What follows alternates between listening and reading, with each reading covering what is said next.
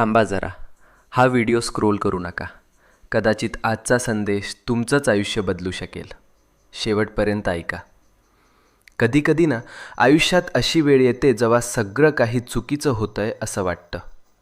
कितीही प्रयत्न करा, कितीही मेहनत करा, तरीही गोष्टी हातातून निसटतात.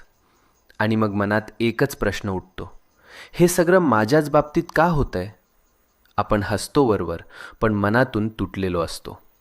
रात्रभर झोप लागत नाही, डोळ्यात पाणी येतं आणि वाटतं कोणीच नाही माझ्यासोबत.